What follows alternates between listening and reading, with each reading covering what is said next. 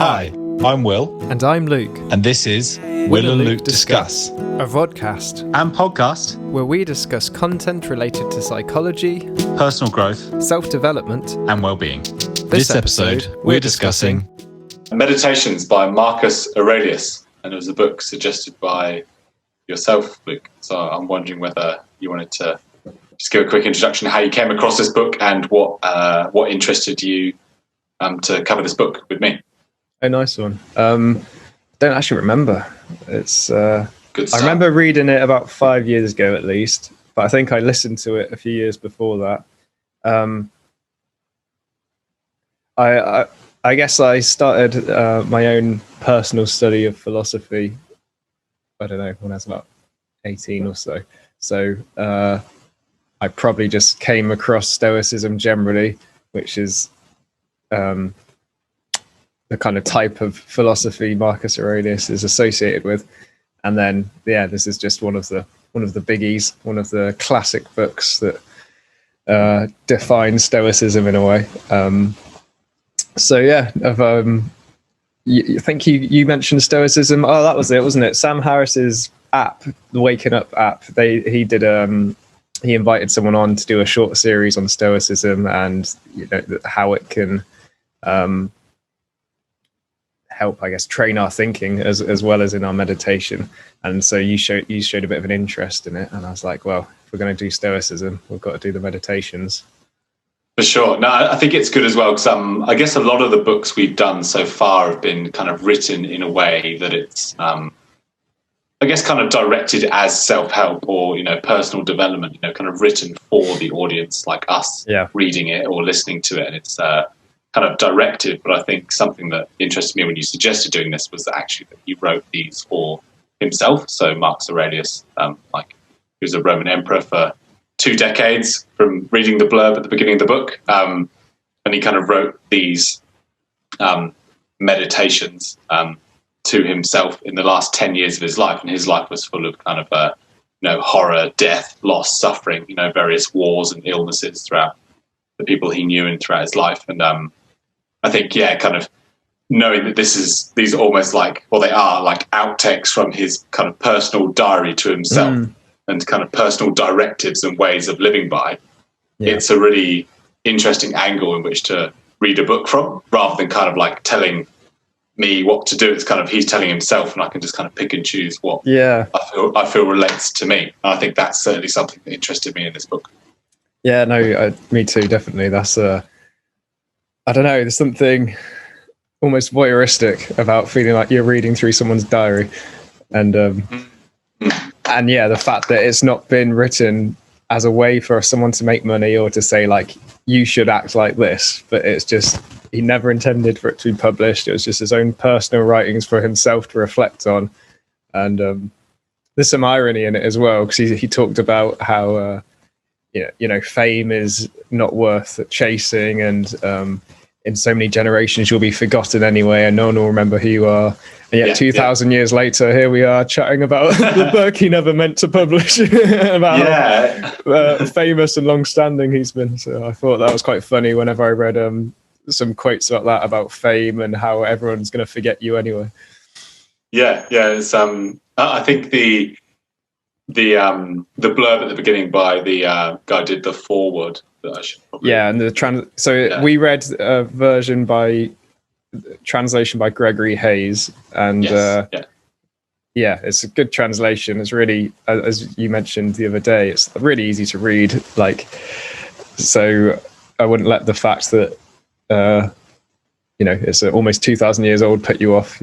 It's just reads like you wrote it yesterday, and so I think that's down to the translation probably. And he writes a really thorough intro into the background of the book as well, doesn't he? I wonder, maybe before we get into the content and some parallels I believe can be drawn between other books we've read and standouts to me, I'm wondering whether it's worth just spending a couple of minutes just sort of going through just roughly, what Stoicism is and what kind of the key aspects of it are. And just because I think, a lot of the things he talks about relate to like 3 key themes that were outlined in the intro.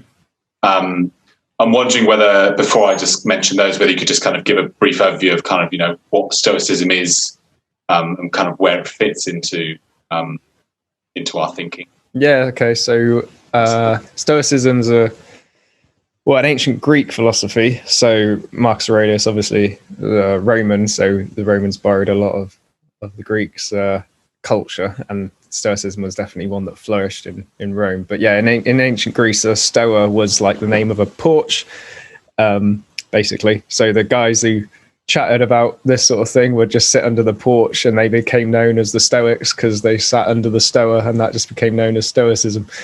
But the main idea is, well, there's a couple of main ideas, and actually it's one that has been borrowed as the foundation for cognitive therapy, and that is that the world and events do not determine how we feel, but the way we interpret them do. The way we project our own personal stories onto what happened actually causes our suffering, and our suffering in that sense is our own responsibility and to some degree under our own control if we just are able to change the way we see things, change our perspective, and you can do that in many ways. You can change how you feel and hopefully live the good life. Maybe you could go into those three areas you mentioned. Yeah, sure. So I think kind of just to add to that, it is like a deterministic view of the world, that there's like cause and effect. And he talks about the logos as this kind of all-pervading force that's how the universe is organized, and the way things are is right. It's how it's supposed to be. So it kind of talks a lot about how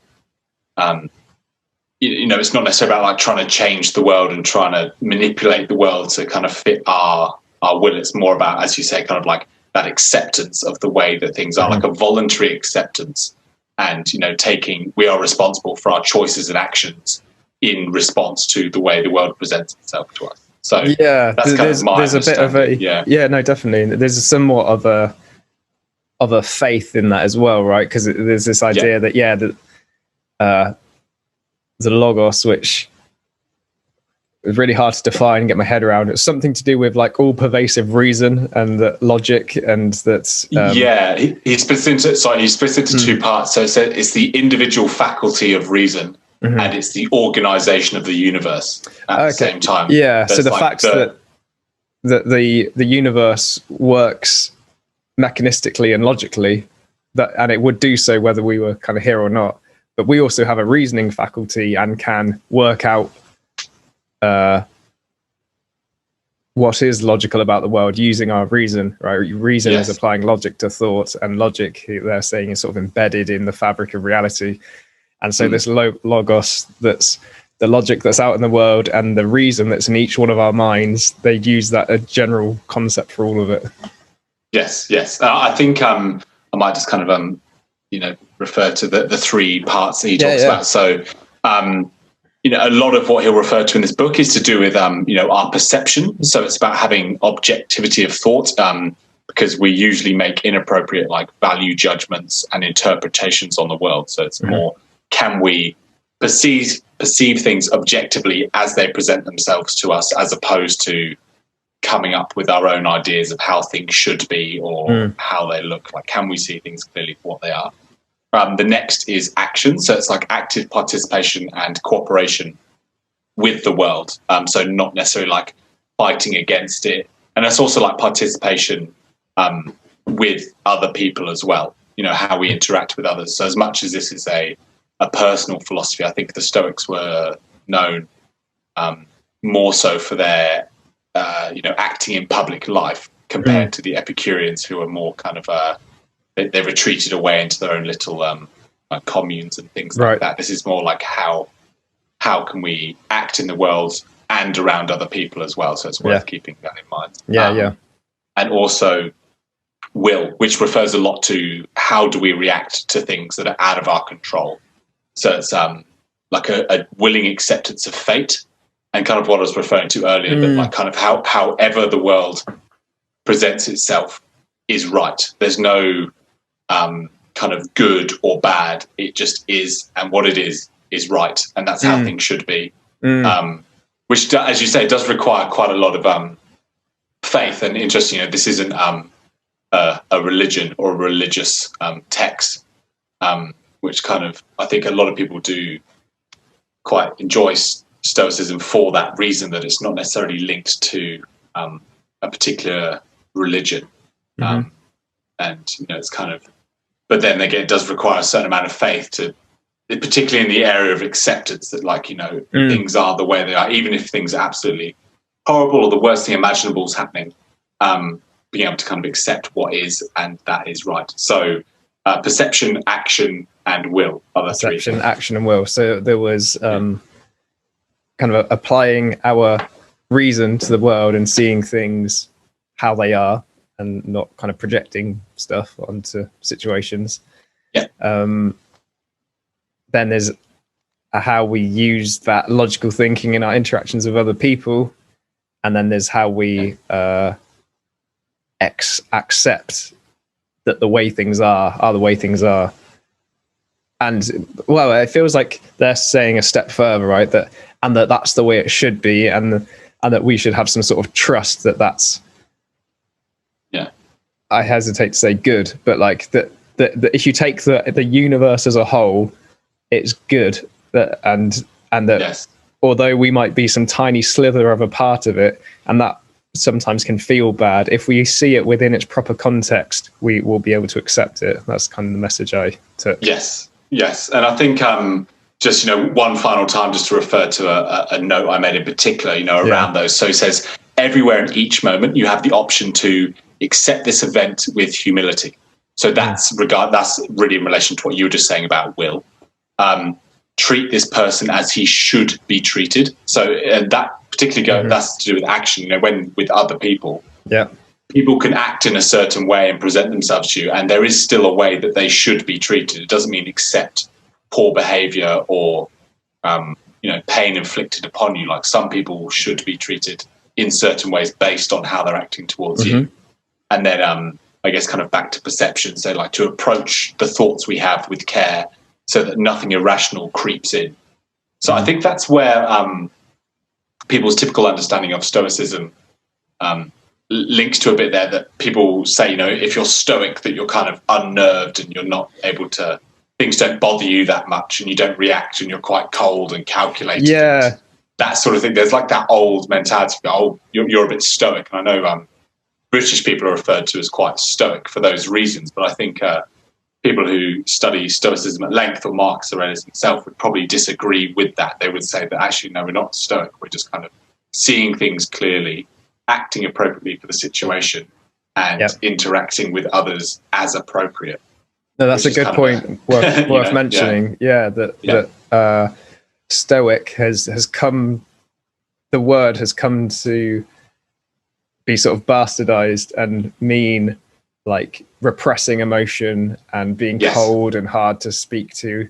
But as you point out, that's certainly not their intention. Their intention is not to repress things, but to see things so clearly that you kind of don't need to repress anything, because you're able to sort of willingly accept everything that is. And that's it can almost be seen as like passive, whereas actually it's quite an active thing to, it requires a degree of effort, doesn't it, to kind of like focus your mind to see things clearly and to make choices in line with your values, or as the situation, or appropriate to the situation. So I want to just build on the book itself before just diving into the content. So what we've just described those three parts are kind of what the translator at the intro has pulled apart as the main themes of Marcus Aurelius's books. But it's good to bear that in mind. Yeah, it's definitely is. But the books themselves, they're not ordered in any way. They're like, imagine you wrote a diary and you kind of got to the end of it, you'd finish and you pick up a new book to start writing in your new diary. That's the way the books are. They're just sort of randomly allocated as, I think it's 12 books in the meditations, and they're just bullet pointed comments, bullet pointed statements or things to remember. Some of them are like a sentence long, have just a few words. The longest ones probably maybe a page, but all of them are mainly just little aphorisms that are a few lines long, and one doesn't necessarily link to the next one in any way. They're apparently sort of random thoughts. I just wanted to like paint a picture of what it's like to open and flick through this book, because as I was saying to you on the phone the other day, it's something that, you know, is the kind of book you want just on your nightstand or next to the toilet, because you can just flick it up, read a few, and put it down, and you don't have to kind of you don't have to kind of hold the whole thing in your mind, because there's no structure to it apart from it's just a list of really good things to remember in life. Yeah, I think, you know, the way the writer says it, you know, it's kind of directions, reminders, and like reframes that talk about, you know, like ethical choices and how we respond to, you know, loss and adversity. So in terms of reading it, it was interesting because I kind of, as a part, like going just straight through it, like one after the other, I kind of obviously highlighted things that stood out to me.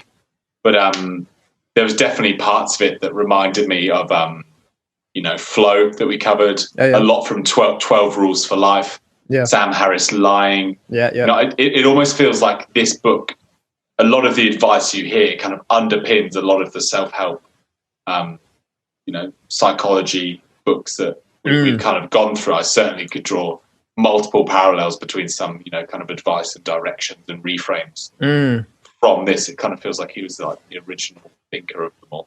Well, definitely, as I mentioned before, so all the cognitive therapies, like from Albert Ellis's rational motor behavior therapy and Aaron Beck's CBT, there's like Stoicism underpins them. Like there's no real difference that they've sort of reformulated them for modern day, but other than that, the same messages are there to be found in these older texts.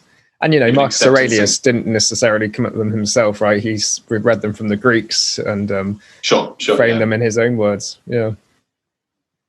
Okay, well, I reckon we've done a great introduction. I think it'd be, I mean, to me, that would be pretty interesting to know, you know, kind of where the book came from, the main themes of the book, and kind of the main focus. It kind of gives a bit of a platform for us to kind of dive into maybe the parts of the book we liked. I guess I'm just interested to tell you that, like, going into this book, I went in with like questions in my mind that had kind of come up from the last cast we did end of the year, like our 2020 reflection. And a lot of the questions I had in my mind was, you know, how do you find the balance between kind of striving to achieve things and get things done versus acceptance? So striving versus acceptance. And then also kind of looking at like just values to carry. So as I've gone through this book, I've kind of just highlighted them in two different areas. You know, I imagine you might have approached the book differently, but it's interesting kind of what's come up having gone into the book with a question in mind that I'm seeking to find an answer for. So you went into the book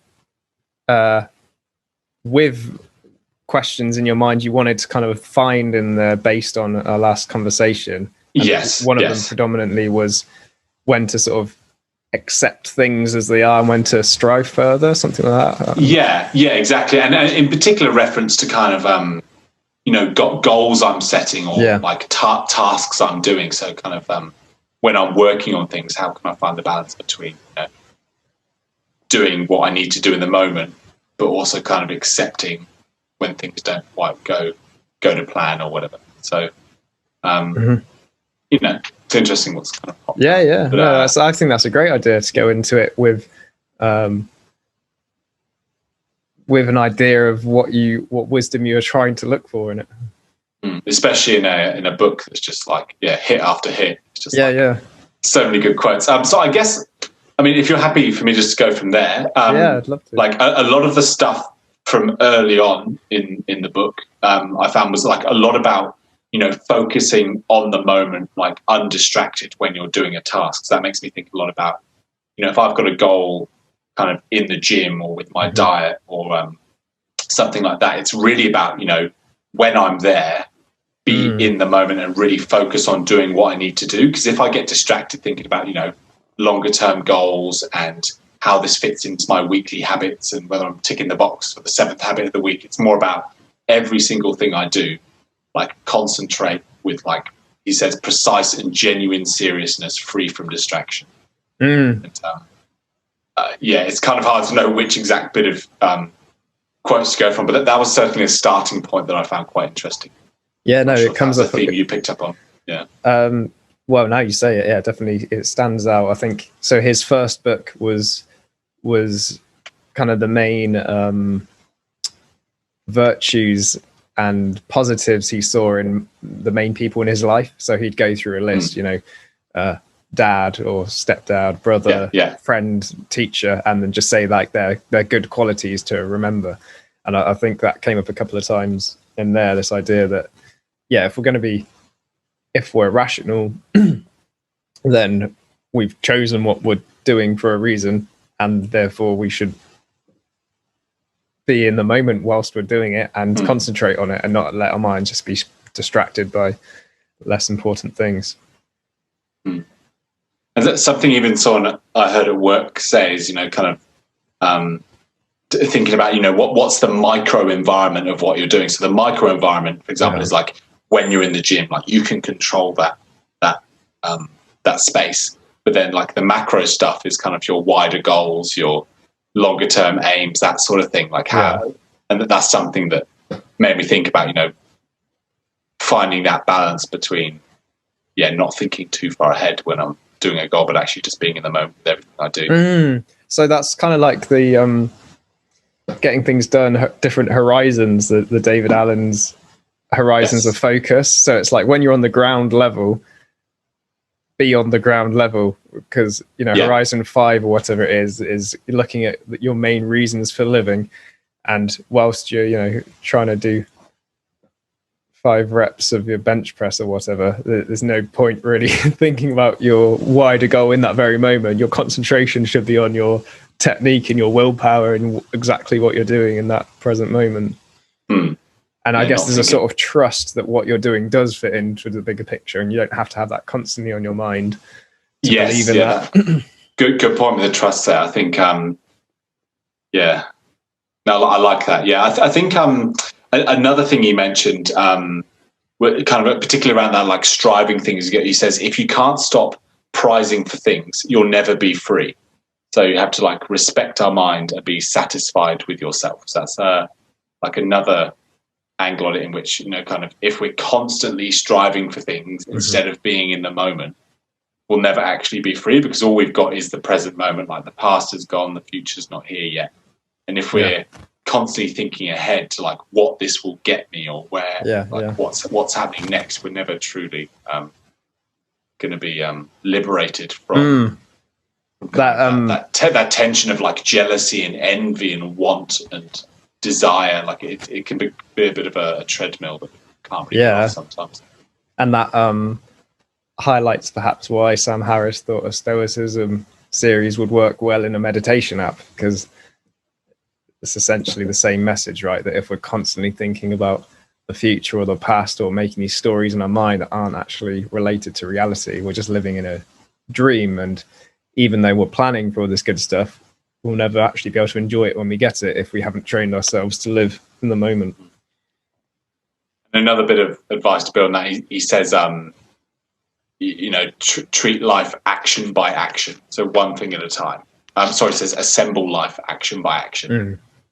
Which is like, I think about, let's say like being at work and stuff and having, maybe longer term work goals, or knowing that, my, let's say my work over a sustained period of time will create an impression on those who might want to employ me in the future. And it's like, if I worry about that, then I'm not going to kind of do the best job in the moment. So it's kind of really just bringing, I feel like I'm repeating myself like that, the same attention to every single action you do and just build from there. That's all you can really do. He doesn't, one thing that stood out perhaps in contrast to some of the other stuff we've discussed, rather than in complement with it, is he doesn't really seem to care for like big goals or the future or what you're working towards. It's more about like working on your character, your virtue now. And so he doesn't see, there's a lot of quotes that's just like, well, you might be dead tomorrow. So it doesn't really matter too much what you're striving for. It's about how to, I guess he might say, like, live with the logos, like live with reason and virtue. And from this day forth, now in this moment, which compared to, say, well, loads of stuff, getting things done, or the Tony Robbins program, where you're setting these kind of like future visions and goals, there's this sense that you can be a good person with a good life without striving for anything that will bring you, I don't know, fame or glory or money or status or any of that, so long as you kind of speak the truth, treat people how they deserve to be treated, and like live in line with reality. Yeah, it can sometimes be a hard one to listen to. Like, obviously that makes sense that want to have integrity of character and be building that as well. But to be told to sort of almost like let go of kind of wanting things and striving and like goals and that sort of thing, and just work entirely on your character. It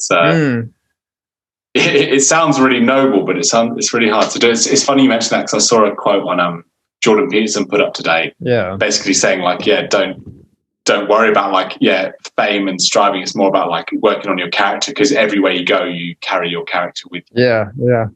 It's funny you say that, 'cause that sounds quite well.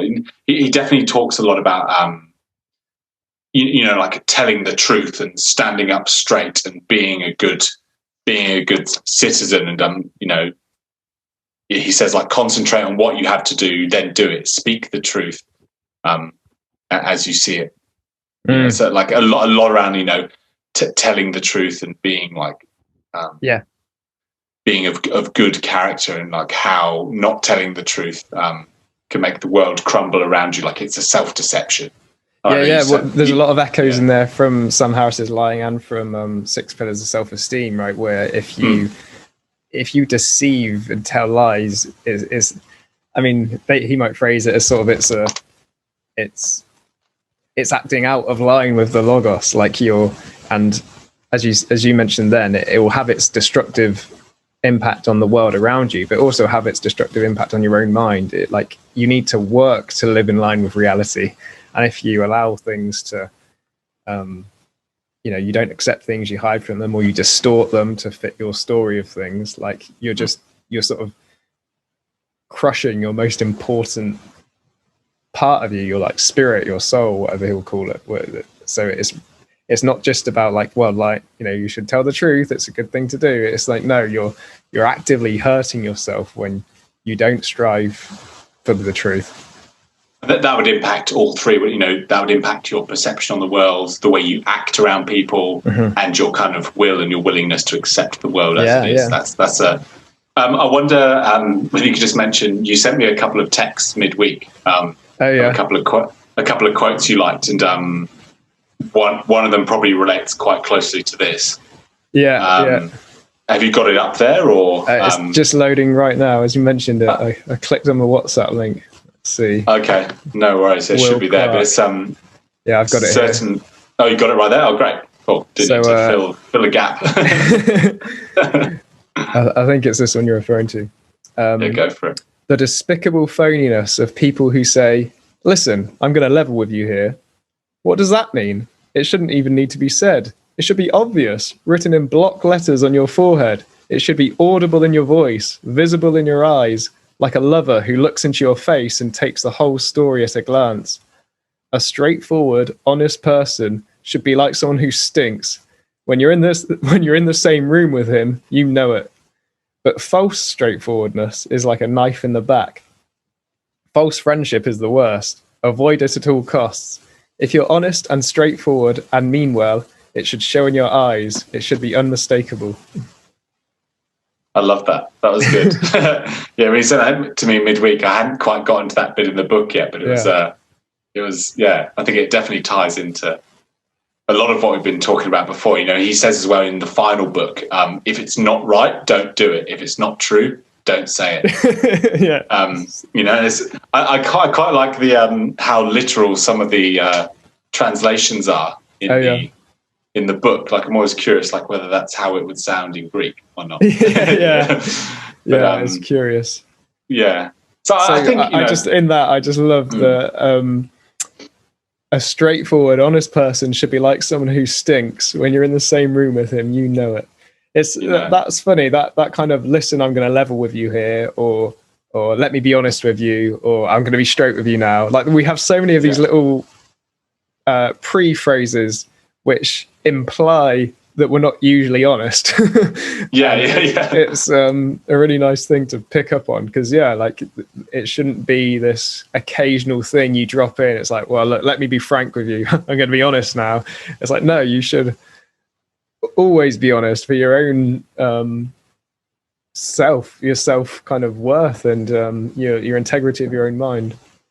And he says, it's your responsibility to be like that. No, and what one quote I like is that he says, like, no one can stop you from being like an honest, straight up person. Like, no one's getting in the way of that. Like, it's up to you to do that, and the impact that has on your perception and the way you interact with others is undoubtable. Yeah, some of our goals might be largely, or at least in part, out of our control. Circumstances and external circumstances will always change, but there are certain things that are always in our control, so long as we're sort of sane and alive and with it. And being straightforward and honest is one of them. I think I guess just wanting to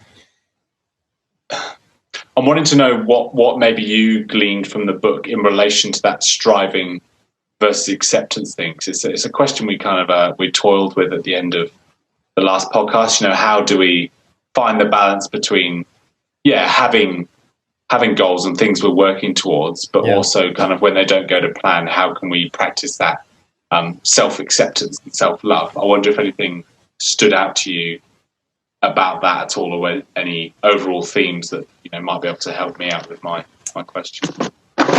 Well, so the theme that probably stood out for me the most, because it's the one I largely remembered from when I read this quite a few years ago, is how much he talks about death and mortality, and emphasizes that, well, you might die tomorrow, and even if you don't, even if you die in 60 years, there's, even if you're like famous for something awesome, eventually those people that remembered you will die too.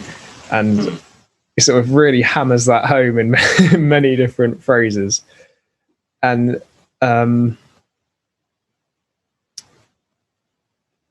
guess it paints the point to a certain degree that the attainment of goals is not particularly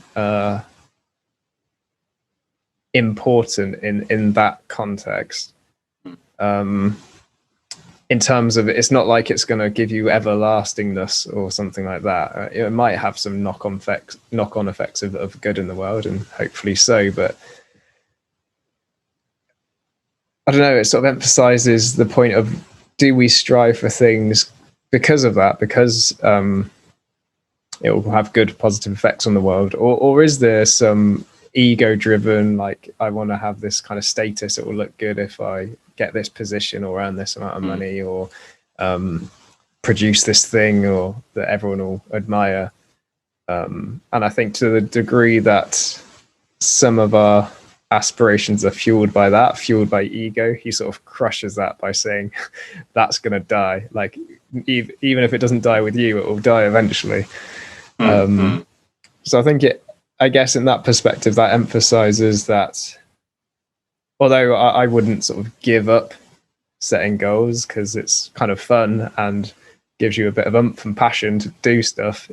And this is the corniest line, but I think it's true. So it's a cliche for a reason. But like the journey is more important than the destination in that sense. And it's like, by setting these things up, they're not there to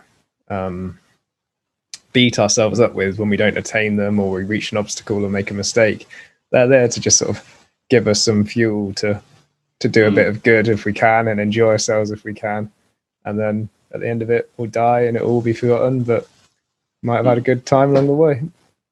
And it's, I think that's it. You know, it's nice to hear you say that, because I guess I kind of often go to books to find that out. Just like hearing your reframe of kind of the main message you've got in a way is quite nice for me to hear. And I think it's what gets me thinking is that, as you say, yes, it's good to have goals and things, but actually to hold them lightly and keep the perspective of the big picture, like hold that reframe, because when you do kind of maybe fall short or you don't reach your goals, it's kind of important to remember that it's not the be all end all. Yeah, you know, there is maybe greater things to attain in life, or a greater way to be, and also there's probably a lot less suffering, kind of, rather than just the constant like striving disappointment. Like, because even, you know, as you do succeed in one goal, like inevitably like a problem will come up, or you'll want another goal, and it just kind of ends up being this constant cycle of wanting to be somewhere else, or wanting to be different than you are, rather than accepting the way that things are and trying to find happiness in the moment, as opposed to kind of always looking to the future for your satisfaction and happiness. Because we'll always move the goalposts, and that's often said as a bad thing. I don't think it necessarily is. Like once you have achieved something, then you have every reason to set a new goal, and in a sense that is moving the goalposts, but it's giving you reason to find that fuel and move somewhere else again. But as you say, if you don't reach it, or if you stumble, or if you reach it and it's anticlimactic, then it was never about that. It was about, I guess, we above goals, if we look at the David Allen perspective, is values and principles, right? So we choose goals that are in line with our principles. So in a way, goals are there to help us form the character we want and live in line with values that we want. And those values are going nowhere, even if our particular dream might die. Interesting. Yeah, that my mind was going there, you know, thinking about, yeah, as you say, like your goals are kind of the mechanism in which you can live out your values. So that's a really nice phrase. Yeah, it's kind of like, I'm trying to think of a different way of saying it. It's kind of like, having a go at the car if you're in a traffic jam while it's going slowly. You know, yeah, it's not the vehicle that, I don't know, I'm trying to make an analogy here that's not quite working, but like there's obviously like it's the mechanism in which we live out our values. So if something in the mechanism doesn't quite work, or it's not going our way, it's no reflection on like us or our values. It's just that at that point in time we weren't able to quite live out our values the way we wanted to. But that's okay as well, because the goal in itself is kind of the best we've got at that point in time. If we need a new goal to kind of live out our values, then that's fine. But it's not it's not us at all, really, is it? So a value has to be brought down to the ground level. Like you can't be honest in a vacuum.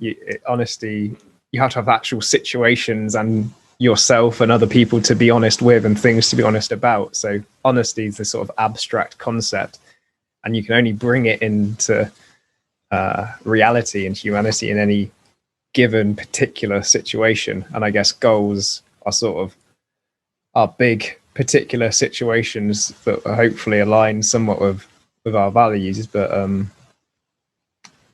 we can,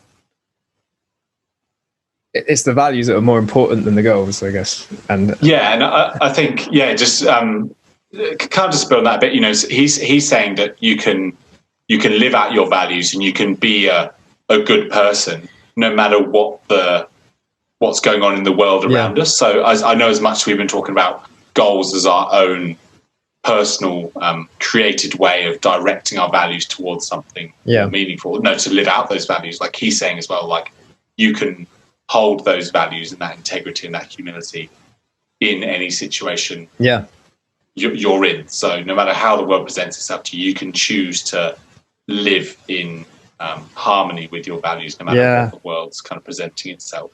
That's reminding me of Viktor Frankl's Man's Search for Meaning, which is a book he wrote about that theme whilst living in a concentration camp in Nazi Germany, which could be a good one for us to do, perhaps. Because that'd be a deep I did just listen to a podcast actually of a Holocaust survivor, so could be topical. But yeah, that's the extreme version of your point, which is that although goals require specific situations perhaps to go right for you, there'll be certain goals we might have in a Western society that you couldn't have in, I don't know, North Korea as an extreme example. But there are certain values that, you can take that with you wherever you go. There's one quote he says, he says, you could be a good man today, but you chose tomorrow. I really like that one. I guess it makes me think about what we just spoke about there, is that, kind of in every moment that presents itself to you, you have a choice to kind of act in line with your values. And I guess what Viktor Frankl talks about in Man's Search for Meaning is that, kind of you can take everything away from a man, but you can't take away his choice, how he reacts in any given situation. Like that's the main crux of his philosophy. And I think that relates a lot to this, where he's saying that you can be unmoving and stable in your reactions. And he would say your responses to things, not reactions. He's saying we are more than just our responses. One of his quotes he says in here is that, you're more than just your reactions. How do you want to live your life? Do you want to just be kind of reacting to everything? But actually we can be unmoving in our responses to anything that comes our way. And that's our choice. And in relation to, 6 pillars of self-esteem, adopting more responsibility, I feel like that's the pathway in which to do that. And it's certainly a lot harder, especially when the world tests you. And he's basically saying, like, nothing can hurt you unless you allow it to, which is, I imagine, quite a difficult concept for people to get hold of. But I guess it's quite liberating when you know that you have a choice how you can react and how you respond to things. Yeah, and I mean, and that's, you could even say that for your own past reactions and responses. Like, let's say someone has said something and you've read something into it that wasn't there, got really angry, shouted, like that might have happened. But now at this point where you've recognized it, you can still choose to react to that. So it's not about perfection. It's just about where your choice lies in the present moment, regardless of what's come before. I can't remember whereabouts this one was, but there was one where he said something about, you may not have lived in line with philosophy up till now, and you might already have a reputation of this and that from your people around you. But even if you had one day left, like, you can still choose now, you can still start here. And that's the sort of stuff you need, like, written on your mirror when you're doing it in the morning. Well, I guess that's the potential cost of putting goals ahead of the means of attaining them, because as you sort of point out, you can end up sacrificing the now in a sense of, like, I don't know, like for example, lying in an attempt to reach your goal. You're sort of crushing the values on your way of getting to the thing by which you hopefully set in line with your values in the first place. So that, I guess that's a cost of being too goal focused, is that your means of attaining them might you might lose sight of your values in your means of attaining those goals, because if it's all about attaining it, you might, I don't know, cheat, steal, lie, do whatever you can to get your way there. And it makes me think about, what questions to ask myself when I'm, kind of striving for a goal. What are my reasons for doing this? What does it mean to me if I don't achieve this goal? Or how do I define failure? Why does it feel like a failure to me? Like, having answers to those questions is quite important, because it can put things into perspective. Like, why does this matter so much? And then you can question that thing itself. You might be doing something so you appear good to other people, or you're trying to make a good impression. And it's interesting, like, what is it about that really matters? Like, is that one of your values, to make good impressions on other people? Or is it more important for you to be like authentic and to tell the truth and present yourself originally in every situation you're in? Like, we have these chosen values, but we also have these values perhaps embedded in us, either biologically or in the family or in the culture growing up. And could be fears. It could simply be fears. Yeah. And so, shit, I'll just pull my mic off its stand. Oh, you're good. I can hear you just fine. Hang on. And so, and we're back. What was I saying? We have these values that we choose, but then there's also some from our families. Oh yeah. So, and these become unconscious, right? Or at least maybe always were, but you might not recognize you have a value that's I must hold a certain high status and look better than other people. And you might not have ever articulated that, and it might be very unappealing to say it in the words which are the truth. But if there is a part of you that's like, well, I only really want to reach this so people think I look good, then it might hurt to put that into words. But unless you sort of make that conscious and challenge it, it's going to run its own course anyway. And so that's part of this logos, part of putting your, looking inside with truth as well. Yeah, he says that, doesn't he? He says you can choose in any given moment to go within, you can renew. So he says people try and get away from it all, but you can go within, you can renew. Choose not to be harmed and you won't feel harmed. He says tranquility comes when you stop caring what they say, think, or do. And it's also about not beating ourselves up if we notice that. We all have egos, right? We're all going to act in ways to look better than others, or to look better than we really are, and stuff like that. And so that's all right. There's nothing to be ashamed of. It's just part of being human. But it's noticing it, isn't it? And then recognizing that actually it doesn't really benefit you in the long run. If you want to live a more calm and peaceful life, probably do well to work on that. And in relation to like status and praise and things, he says that like the thing that's being praised remains the same whether it's praised or not. So like, why are we trying to seek to be kind of validated or praised? Because whether we get praised or not, like our character or the thing we're being praised for kind of would always be there anyway. Like, it doesn't gain anything or lose anything from being praised. And I guess on the flip side, like from being put down or offended, like your character in theory shouldn't take a dent just because of someone else's opinion or what they say, think, or do. Right. It can't affect you as like your character and your soul can't be penetrated by these outer forces, good or bad.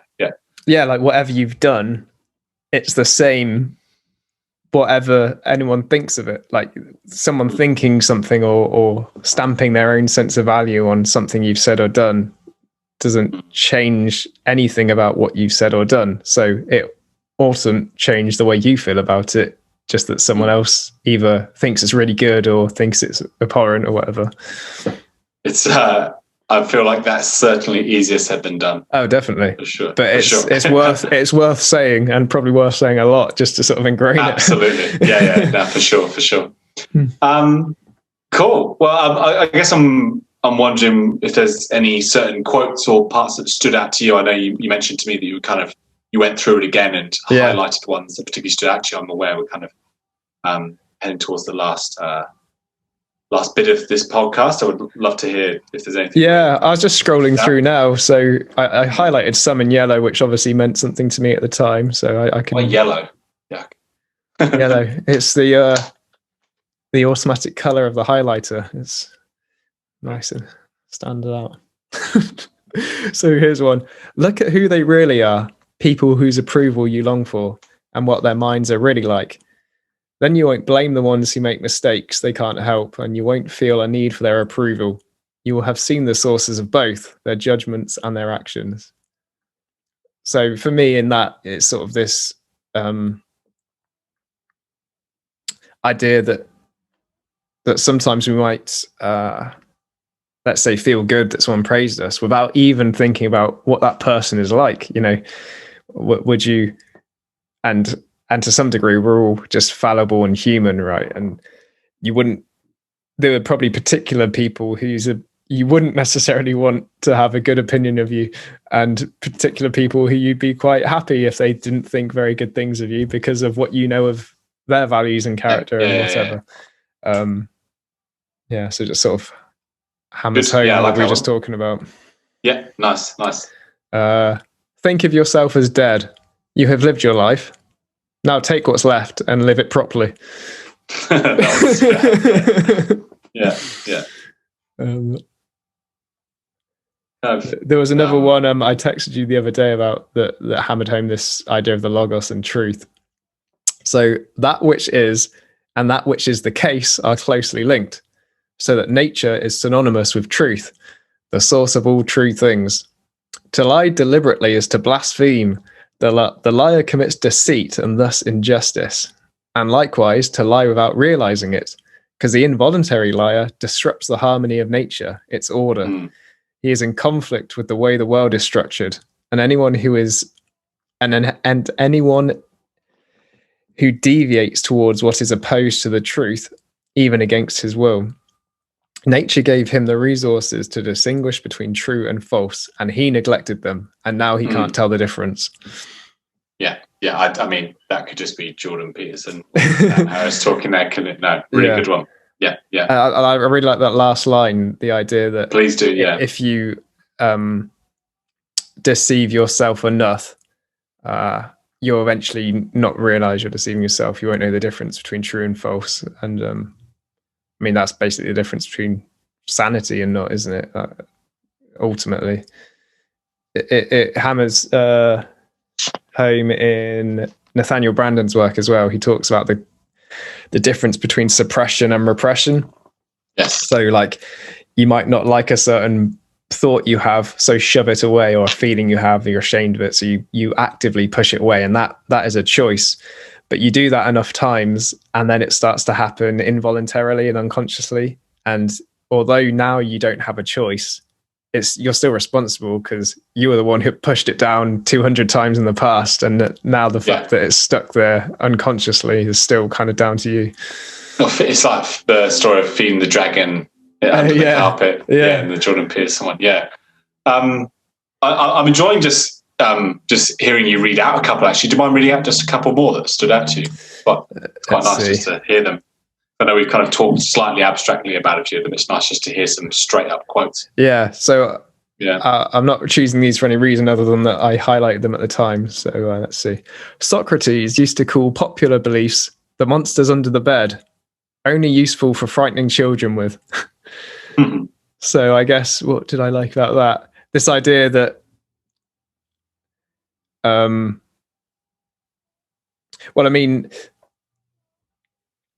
okay, where do I go with that? Christianity was a very, very small sect at the time of him writing this. It was nothing more than a small cult at the time that didn't have much attention to it. It was, what's he writing, 160 to 180 AD. But there are certain, I guess, popularized beliefs or values that, let's say about, I don't know, burning in hell. Like, I don't know how, if I'm sure some people do still take that very literally, but it seems quite obvious that that's an angle you can use to just frighten people into behaving the way you want with. Yes. And I think that can be it's kind of going back to what I was saying about culture and the family and where you instill your values from. Lots of these values you've had instilled in you will be as a consequence of them being of benefit to other people rather than yourself, and not necessarily in line with reality. So it's like going back over your beliefs and values and seeing if they actually align with evidence and logic. Yes. Yeah. Nice. Couple more. Yeah. Then we'll wrap it up. Scrolling through. All right. Well, this one's quite long. Let's see what this one is. Either the gods have power or they don't. If they don't, why pray? If they do, then why not pray for something else instead of for things to happen or not to happen? Pray not to feel fear or desire or grief. If the gods can do anything, they can surely do that for us. But those are things the gods left up to me. So that's someone replying to that statement. But those are things the gods left up to me. Then isn't it better to do what's up to you, like a free man, than to be passively controlled by what isn't, like a slave or a beggar? And what makes you think the gods don't care about what's up to us? Start praying like this and you'll see. Not some way to sleep with her, but some way to stop wanting to. Not some way to get rid of him, but a way to stop trying. Not some way to save my child, but a way to lose your fear. Redirect your prayers like that and watch what happens. So obviously this is angled in a context of Roman deities and stuff, but the principle kind of is that we often have wishful thinking about changing our external environment, and he's angling that back to say, well, question the way you're desiring or emoting or thinking about the environment, because that's what you can actually have an effect on. And what can you take away as well? Like, it might not necessarily be a fact of like trying to gain something. It can actually be a matter of what can I take away? So can you remove your desire? Can you remove your need to be liked? Can you stop wanting things and more kind of instead of kind of demanding things from the world or expecting things as well. Yeah, that's a good one. I remember reading that, especially the second half of that one. Yeah, I do. Yeah. There's ones you've read that kind of interesting what kind of sticks in your mind. Like the fact you've read it, like I knew that word for word in my head as you were saying it. I was like, yeah, I've heard that. I like this one. Amazing. To do harm is to do yourself harm. To do an injustice is to do yourself an injustice. It degrades you. And you can also commit injustice by doing nothing. Yeah, that like inaction, kind of not speaking your truth, not putting yourself out in the world authentically, and kind of shying away from a challenge, not facing things head on, kind of neglectful to yourself and your character, and will have long-term impacts. It's all hard-hitting stuff. I love it. It's so good. It's really, really nice to read such a different book, and also kind of obviously it's not just like a book of cheesy life quotes. It's just something he wrote to himself based on a philosophy that's quite timeless, really. Like, it's kind of probably a lot of the basis of other things we've read throughout these podcasts. So I'm really, really glad you chose that book. Cool. Certainly not one I would have probably come up with myself if it wasn't for you. So thanks. No worries. Good stuff. Good stuff to spread around. Ageless wisdom. Love it. Good. Cool. Well, the next book we'll be doing will appear on the screen now. I think it's... did we agree to do The Magic of Tidying Up by Marie Kondo? Marie Kondo. Did we say? Okay. Yeah, I might watch her Netflix show and maybe read the book. Okay, so I'm moving house soon. Well, not soon. Yeah, that's right. Soonish. Wanted to do something on kind of minimalism and stuff like that, and there'll be so Marie Kondo stuff, and there's also there's a new show on Netflix called Minimalism, like a short movie, so it might be good for us to reflect on a few things. So it could be minimalism from a few different angles, or we'll stick with that one book, I guess, where we get to. So, nice. Jumping around a bit, but loving these again. We're on track for 50 by the end of this year. Good start to January. Well, 2 a month. That's 2 this month. So we'll keep cracking on, and Yeah, good stuff. Cheers, mate. Last one. Chat to you soon. See you later. Bye. Bye.